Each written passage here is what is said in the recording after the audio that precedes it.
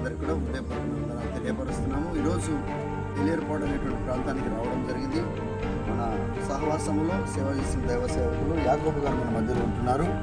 మరి వారి యొక్క మందిరం ఇది. వారు మొన్న వరదలకు మొత్తం అన్ని రకాలుగా నష్టపోయి ఈరోజు దీనస్థితిలో ఉంటున్నారు. వారి నోటి మాటల ద్వారానే ఈ యొక్క మందిర పరిస్థితిని మనం విందాం. యాకోబు గారు, మరి పరిస్థితి ఏంటిది మీ చర్చ్ పరిస్థితి? అంటే మొన్న గోదావరి వచ్చి ఫ్లడ్ బట్టి మొత్తం పాడైపోయిందండి.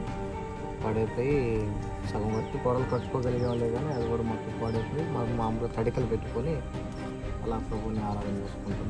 మనం అట్లా పక్కన చూడొచ్చా? పక్క నుంచి చూడడానికి అవకాశం ఉంటుంది. సరే, ఒకసారి మనం పక్కకు కూడా వెళ్ళి చూద్దాము.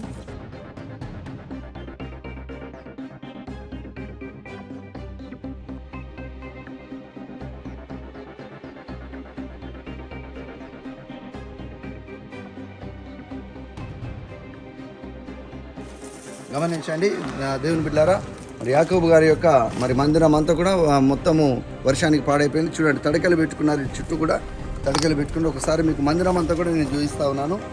ఈ మందిరం అంతా కూడా ఈ చిన్నగా తడికలు ఇట్లా బరకాయి కట్టుకొని ఈ విధంగా వీళ్ళు ఇందులో ఆరాధన చేసుకుంటా ఉన్నారు. మరి అన్నీ అది ఏదైనా రావడానికి అవకాశం ఉంటా ఉన్నది. ముందు డోర్ కూడా లేదు చర్చికి. మరి డోర్ లేకపోవడాన్ని బట్టి కొంచెం ఆ కుక్కలని ఇంకా ఆవులు, విషపూరితమైనటువంటి సర్పాలు అవి కూడా వస్తా ఉన్న పాములు కూడా వచ్చాయట.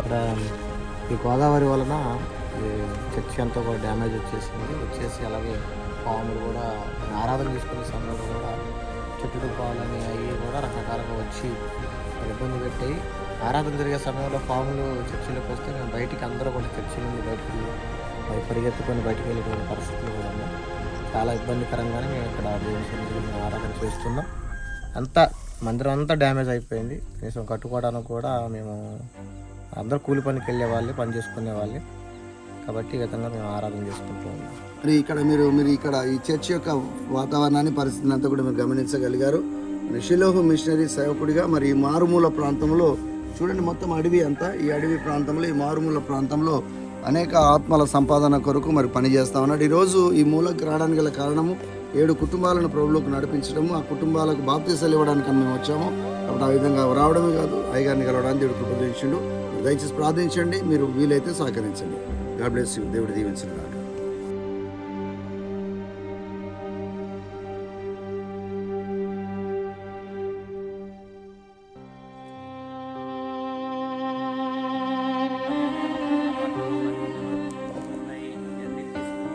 ఆరాధన చేసుకోవడానికి లోన బురద, మా సంఘం అంతా వచ్చి ఎక్కడ కూర్చోవాలో తెలియక 2 పునరుద్ధానం రోజులు కూడా మేము కొద్దిగా ఆ బురదలోనే కూర్చొని దేవుని ఆరాధించాము. తర్వాత ఒక వారం పట్టింది మేము ఆ బురద అంతా తీసుకోవడానికి. తర్వాత మేము ఆరాధన చేసుకునే సమయంలో ఆ చిటుకుడు పాములు కూడా వచ్చి ఆ గుట్టల నుంచి, నీళ్ళ నుంచి వచ్చి మమ్మల్ని బాగా చికాగేసి దేవునికి ఏమి అపాయం రాలేదు.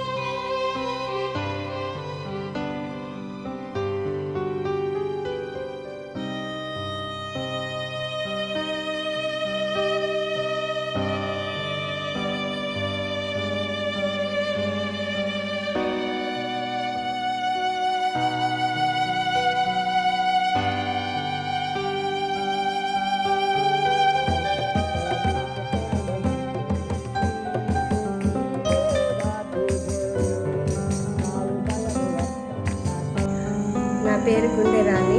ఈ ఎలియర్పాడు ప్రాంతంలో నేను 20 సంవత్సరాల నుండి సేవ చేస్తున్నాం. మా హస్బెండ్ పేరు జి జాన్సన్ గారు. ఆయన ఒక 10 years క్రితం చనిపోయారు యాక్సిడెంట్లో. అప్పటి నుండి నేనే సేవ చేస్తున్నా. సంవత్సరం నుండి నాకు షిలో సంస్థ నుండి కొంత ధన సహాయం అందుతుంది. మాకు గోదావరి వచ్చి ఈ ప్రాంతంలో తలుపులు, కిటికీలు, చర్చిలో ఉన్న లైట్లు అన్నీ కూడా పాడైపోయినాయి. అందరూ కూడా ప్రార్థన చేయాలని మిమ్మల్ని కోరుతున్నాను.